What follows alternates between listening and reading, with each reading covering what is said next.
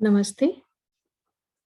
हमने महादेवी जी के पिछले वीडियो में उनका परिचय और अगले वीडियो में उनका उनका जो कविता थी, बीन भी हूँ मैं तुम्हारी रागनी भी हूँ, इस पर बात की थी। आज हम उनके जो कविता है, फिर विकल है प्राण मेरे, इस कविता पर बात करेंगे। तो देखते हैं।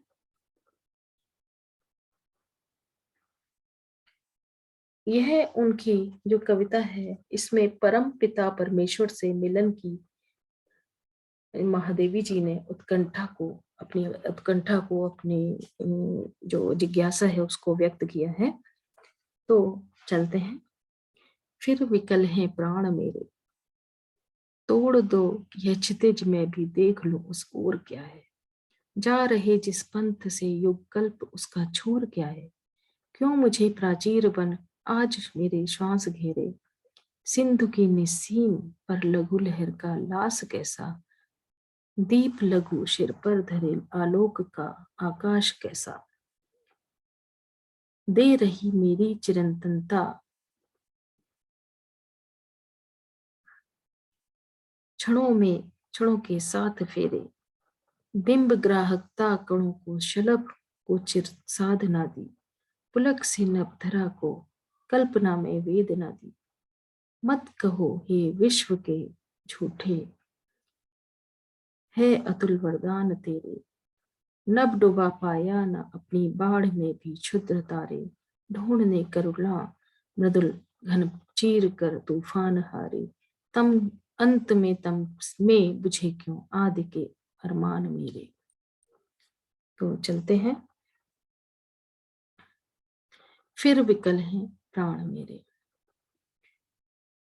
तो इसमें जो विकल शब्द है वह व्याकुलता को व्यक्त कर रहा है। क्षितिज, पृथ्वी और आकाश जहां पर मिलते हुए दिखाई देते हैं, उस धुरी को क्षितिज कहते हैं।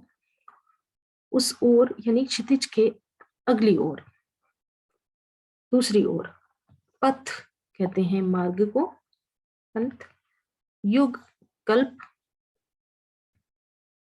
छोर अंतिम सीमा। प्राचीर कहते हैं दीवार को। श्वास सांसें। सिंधु सागर। निस्सीमता असीमता। लघु छोटी। लास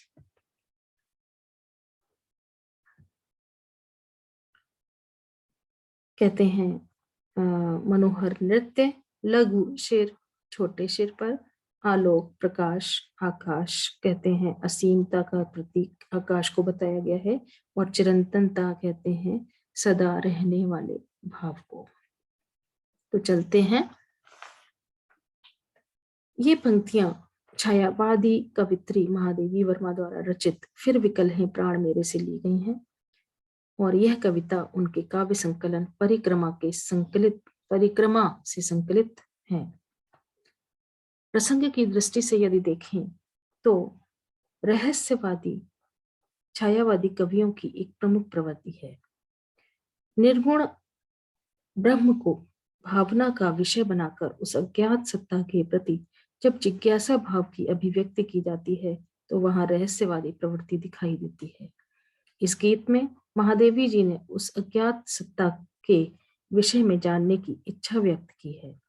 उनके प्राण व्याकुल हैं उस सत्ता के बारे में जानने के लिए जो रहस्य के पर्दों में छिपा हुआ है। तो चलते हैं। फिर विकल हैं प्राण मेरे। तो व्याख्या करते हैं। आज फिर मेरे उस अज्ञात प्रियतम के बारे में जानने के लिए मेरा मन व्याकुल हो उठा है। मेरे प्राण व्याकुल हो उठे हैं। स्वयं को रहस्य के आवरण में छिपाए हुए वह मेरी जिज्ञासा को और भी बढ़ाता जा रहा है। मैं यह आकांक्षा करने लगी हूं कि यह क्षितिज जो मेरी दृष्टि की अंतिम सीमा है टूट जाए और फिर मैं यह जान लूं कि उस ओर क्या है, कि यह इस जीवन के अगले उस क्षण में क्या है। उस क्षितिज के पार कौन है और वह क्या है, कैसा है? जिस मार्ग से युग और कल्प निरंतर व्यतीत होकर आगे बढ़ते जा रहे हैं, उसकी अंतिम सीमा क्या है? न जाने इस सृष्टि के परे क्या है, कौन संचालन कर रहा है, कौन यहाँ क्षण क्षण परिवर्तन करता है और कौन युगों और कल्पों को आत्मसात करता रहता है। उसका व्यक्तित्व मेरे लिए रहस्यमयी है। और कौन युगों और कल्पों को आत्मसात करता है, उसका व्यक्तित्व रहस्यमयी तो है ही। आज फिर से मेरे प्राण व्याकुल हो उठे हैं उस रहस्य का अनावरण करने के लिए जो वह अज्ञात प्रिय अपने ऊपर डाले हुए है।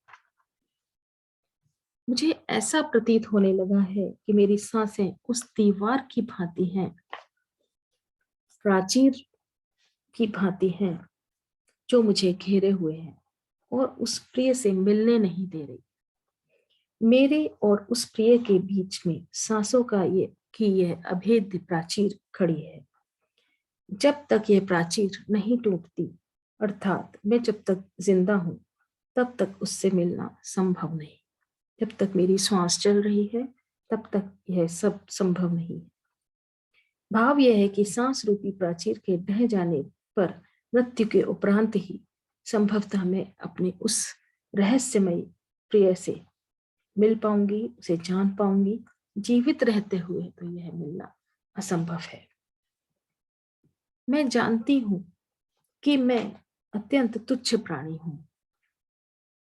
वह प्रिय व्यापक सत्ता है, किंतु यह भी तो देखती हूं कि सागर के विशाल वृक्ष पर छोटी छोटी लहरें कैसा मनोहर नृत्य करती हैं।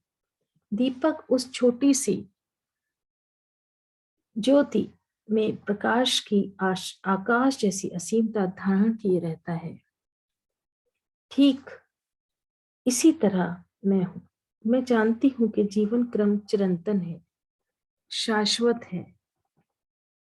इसलिए यदि एक जन्म में मैं उसे जान न पाई, तो अगले जन्मों में उसे जानने का अवश्य प्रयास करूंगी। मेरी यह आकांक्षा भी चिरंतन है, जो हर जन्म में मेरे साथ रहेगी। तो यहाँ पर जो विशेष काव्य की विशेषताएं हैं, वह देखिए, रहस्यवादी भावना अपने चरम उत्कर्ष पर है और यहाँ पर रहस्यवाद की जिज्ञासा वृत्ति ही प्रमुख है। अज्ञात सत्ता के बारे में जानने की इच्छा व्यक्त हो रही है। क्यों घेरे में वक्रोक्ति अलंकार, सांसों की दीवार में रूपक अलंकार, क्योंकि यहाँ सांसों पर प्राचीर का आरोप किया गया है। आलोक का आकाश में अतिशयोक्ति रूपक अलंकार के साथ लक्षण शब्द शक्ति भी है। भाषा में लाक्षणिकता का समावेश है। महादेवी की कविताओं में आध्यात्मिकता का पुट विद्यमान है। वियोग श्रृंगार, किंतु वियोग लौकिक न होकर यह अलौकिक वियोग बन पड़ा है। तो हम अगली पंक्तियों की ओर चलते हैं।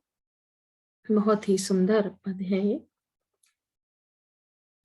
बिंब ग्राहकता कणों को शलभ को चिर साधना दी, पुलक से नभधरा को कल्पना में वेदना दी। मत कहो हे विश्व झूठे हैं अतुल वरदान तेरे, नभ डुबा पाया ना अपनी बाढ़ में भी क्षुद्र तारे। ढूंढने करुणा मृदुल घन प्राचीर कर तूफान हारे, अंत के तम में बुझे क्यों आदि के अरमान मेरे। तो यहाँ पर बिंब ग्राहकता अर्थात बिंब ग्रहण करने की क्षमता, शलभ पतंगे को कहते हैं, चिर अर्थात सदैव रहने वाली, साधना तपस्या, पुलक प्रसन्नता, धरा पृथ्वी वेदना पीड़ा, अतुल अनेक, नभ आकाश, शुद्र कहते हैं तुच्छ, मृदुल कोमल सुकुमार, घन बादल, तम अंधकार और आदि प्रारंभ, और अरमान कहते हैं इच्छाओं। तो यहाँ पर संदर्भ वही रहेगा और प्रसंग की दृष्टि से देखते हैं तो इस संसार में रहने वाले सभी प्राणियों को हे अज्ञात प्रियतम, तुमने कुछ न कुछ दिया है। शलभ को दीप में जलने की इच्छा दी, पृथ्वी को वेदना प्रदान की। इसी प्रकार मेरे प्राणों में भी एक विकलता भर दी। मैं अपनी क्षुद्रता को जानते हुए भी इस अरमान को अपने हृदय में लिए हुए हूं कि कभी न कभी मुझे तुम्हारा परिचय मिल ही जाएगा। इन पंक्तियों में कवित्री ने इन्हीं भावनाओं की अभिव्यक्ति दी है। तो शुरू करते हैं बिंब ग्राहकता से लेकर और अरमान मेरी तक। हे जगत नियंता, तुमने ही तो इस संसार में सबकी पात्रानुकूलता के अनुरूप आशाएं, आकांक्षाएं और अरमान दिए हैं। मिट्टी के सूक्ष्म कणों को तुमने बिंब अर्थात मूर्ति के रूप में ढल जाने की शक्ति दी है, तो पतंगे को दीपक की लौ में जलकर मर जाने की इच्छा भी प्रदान की है। आकाश को तुमने पुलक से भर दिया है, पृथ्वी को नाना प्रकार की कल्पनाओं से भरी हुई चिर वेदना प्रदान की है। भाव यह है कि पृथ्वी के सभी निवासी निरंतर अनेक प्रकार की वेदनाओं का अनुभव करते रहते हैं। मैं तो परमात्मा के द्वारा दी हुई इस वेदना, व्यथा और पीड़ा को उसका वरदान मानती हूँ और इसे अपने जीवन का सत्य स्वीकार करती हूँ। मैं इसीलिए संसार से यह अनुरोध करती हूँ कि परमात्मा के इन अतुल वरदानों को सिर झुकाकर स्वीकार करो। यह न कहें कि वरदान अभिशाप है, इसलिए झूठे हो जाएं। व्यथा पीड़ा को ईश्वर का वरदान मानना चाहिए, अभिशाप नहीं। मैं जानती हूँ मेरा अस्तित्व एक तुच्छ कण के समान है, किंतु यह भी देखती हूँ कि आकाश इतना असीम और व्यापक होते हुए भी तुच्छ नक्षत्रों को भी नष्ट नहीं कर पाया। वे रोज निकलते हैं, रोज चमकते हैं। तूफान भी सुकुमार बादलों को चीरकर करुणा खोजने का प्रयास करते हुए पराजित हो जाता है। मैं जानती हूँ कि मृत्यु चिर स्थायी सत्य है, किंतु मृत्यु का यह अंधकार मेरे हृदय में जन्म से कुलबुलाने वाले उन अरमानों को भला कैसे समाप्त कर पाएगा। अर्थात मृत्यु भय से मैं अपनी इच्छाओं को बुझने नहीं दूंगी, मैं निरंतर उन्हें प्रज्वलित रखूंगी। यहाँ पर आकाश पृथ्वी का मानवीकरण किया गया है। प्रकृति पर मानवीय चेतना का आरोप करना छायावादी कवियों की प्रमुख विशेषता कही जा सकती है। अंत के तप में रूपक है। जिज्ञासा की वृत्ति होने के कारण रहस्यवादी भावना मुखर है। छायावादी भाव एवं शिल्प अपने चरम उत्कर्ष पर इन पंक्तियों में दिखाई दे रहा है। भाषा में लाक्षणिकता का समावेश है। इस प्रकार ये पद महादेवी जी के थे। धन्यवाद।